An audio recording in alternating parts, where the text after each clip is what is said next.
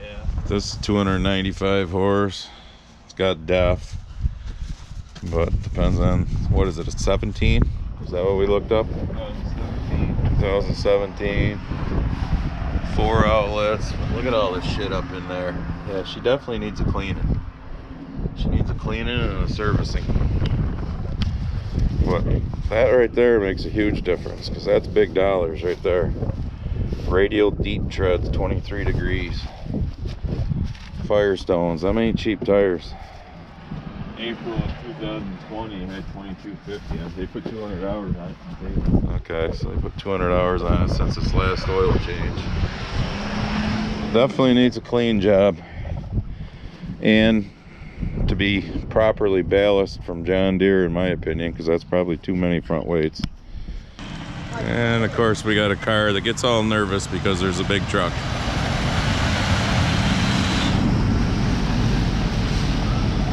And it doesn't even look that dirty with road salt and everything.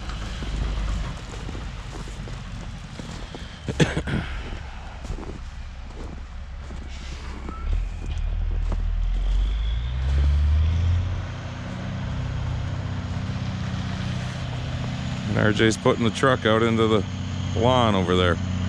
See?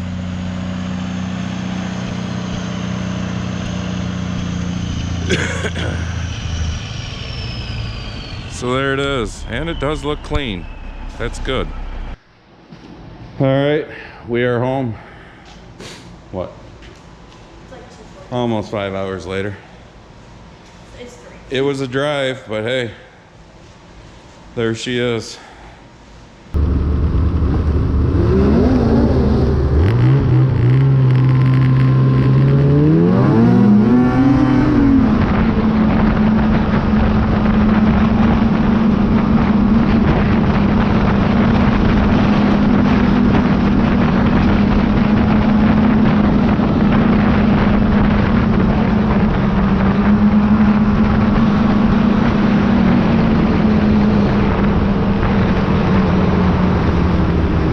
In the hole. Apparently this spot was a lot bigger than we thought, because he said the old tile is out here somewhere, so we're actually getting a piece in considerably closer to the wet hole than what we did before. Yeah, that's all of our lovely rocks down there that you hear. Oh, I think that's one that we found. That's not good. This is where we cut her off. You gonna plug that, RJ? Nah, well, we gotta dig up.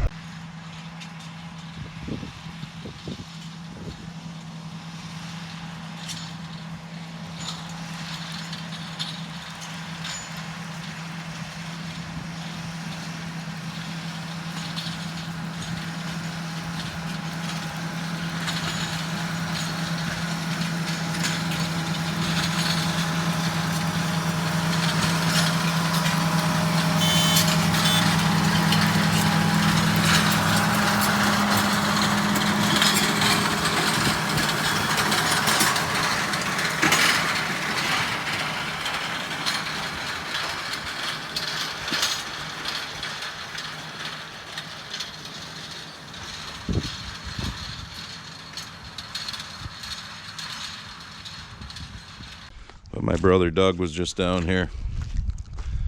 We put the flag on the door that Mad Moose made us.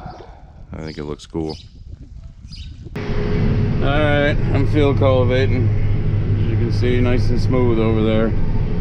I go 2 times around, then I go back and forth, so it's not rough when I'm turning on the headlands.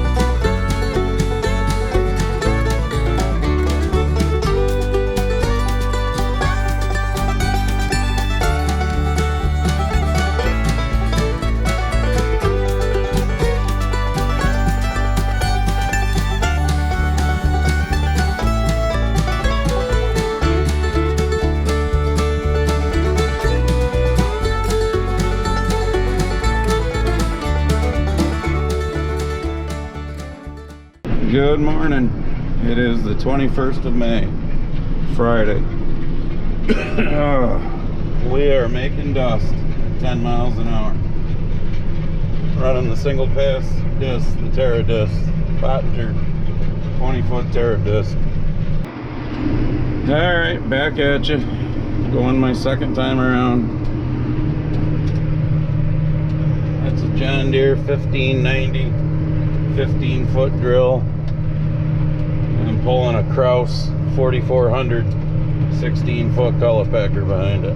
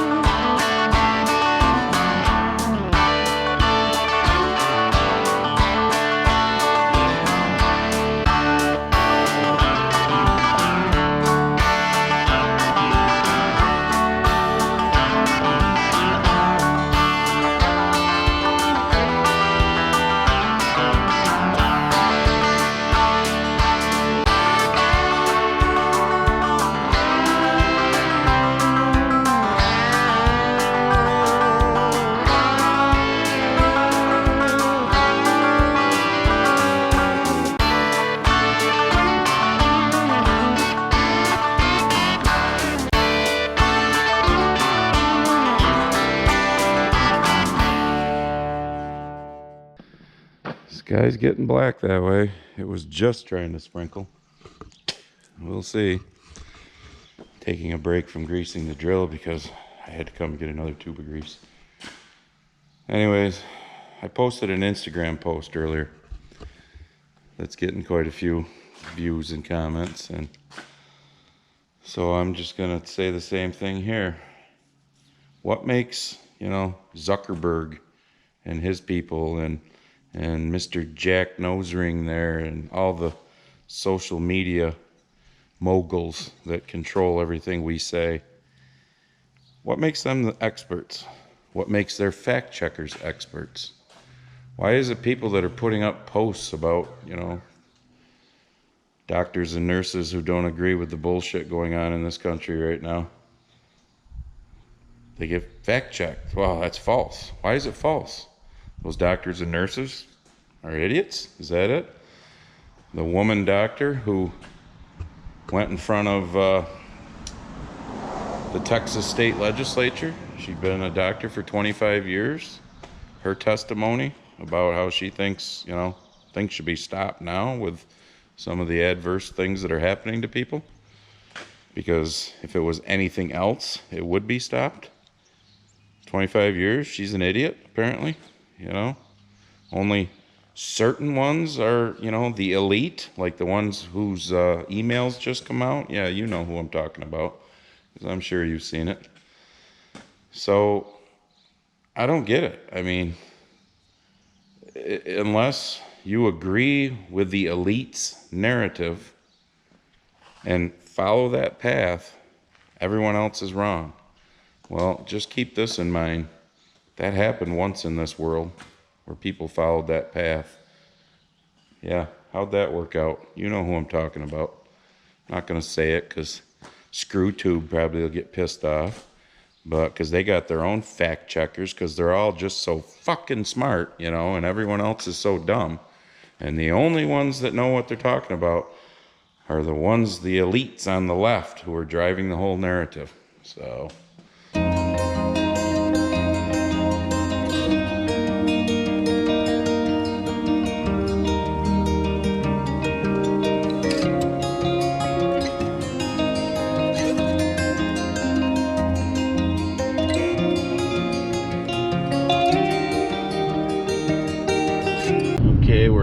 we are on the road, headed to the Empire Farm Days. The wife, the child, the friend who's a boy, and everyone's wearing their Grumpy Farmer t-shirts. We have me and the friend who's a boy have the uncensored version. The wife and child are wearing their censored version. Nothing exciting. I really couldn't get into making a great video out of it because it just wasn't a good experience there. I felt so bad for those two guys in the power wheelchairs. I mean, I walked along next to the one guy to make sure he didn't flip the damn thing over, and he was just a bitching that he won't be back to this place. But what do you got to say to YouTube, Mr. Bean? Anything? Yeah. He's trying to figure out who these people are that are here. I think he's trying to figure out how to terrorize Buddy again. Yeah, well, that, and he's heard Buddy outside here. I don't know if Buddy's back underneath the screened-in porch or where he is, but when he hears Buddy, he gets all freaky, don't you? This is your YouTube debut, I think, Mr. Bean. What do you think? What do you think? Anything? Are you excited that the prices are here? Are you going to subscribe to Mike P 7810? No, because you don't know how to get on YouTube, huh? But everybody else should subscribe to Mike P 7810. Friday morning, almost 11 o'clock. We should be picking corn right now. I want his life. There sits the combine with the head on. I don't know if you can see off in the distance, the two trucks are backed up the driveway there. She just put the cart back under because we are waiting for the dealership. Yes, I'd rather be you, dog. We're waiting for the dealership to show up because Mother Deere's wonderful bullshit software updates has got everything completely effed up in that thing. Says I need to recalibrate the head and the feeder house and all that. The only problem is it won't do it.